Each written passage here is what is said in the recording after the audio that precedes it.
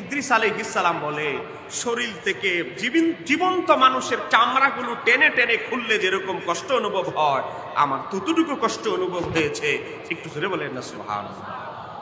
আর উম্মতে মুহাম্মাদীর যদি স্পেশাল লোক হতে পারেন, যদি শহীদের মর্যাদা, ইমাম জালালউদ্দিন সুয়ুতী কিতাবের নাম শরহুস সুদূর, সে কিতাবে নকল করেছে, যারা শহীদ শাহাদাত বরণ করে তাদের মৃত্যুটা হলো পিঁপড়ায় কামড় দিলে যতটুকু ব্যথা অনুভব হয়, একটা মুসলমান যারা শাহাদাত বরণ করে তাদের কষ্টটা তদ্রুপ হয়। একটু জোরে বলেন না সুবহানাল্লাহ। আর আল্লাহর ওয়ালি যারা, মুমিন মুত্তাকি ব্যক্তি যারা, তাদের ইন্তেকালটা কেমন হয় একটু বলবো একটু জোরে বলেন বলবো।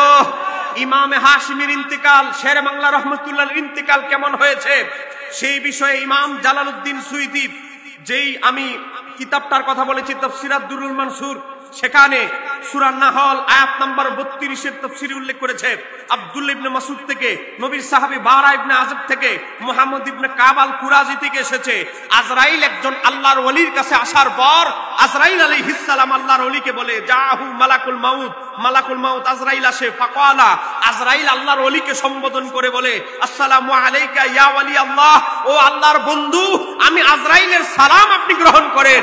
একটু জোরে বলেন।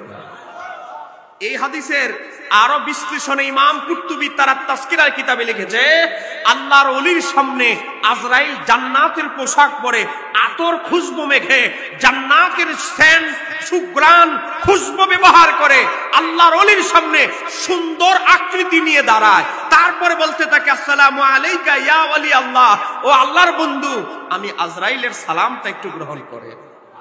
এখানে শেষ নাম্বার 2, পয়েন্ট নাম্বার 2, এরপরে আজরাইল বলতে থাকে, আল্লাহু ইয়াকরাউ আলাইকা সালাম, আপনার রবও আপনাকে সালাম পাঠিয়েছে।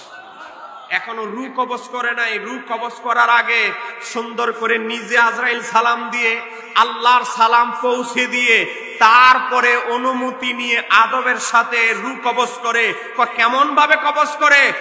বাচ্চা কান্না করলে ক্ষুধার জ্বালায় মা দুধ খাওয়াইতে খাওয়াইতে, দুধ পান করাইতে করাইতে যেভাবে ঘুম পাড়ায় দেয়, আজরাইল আল্লাহর ওলিদের রূহটা নেওয়ার সময় তদ্রুপ ঘুম পাড়িয়ে দেয়।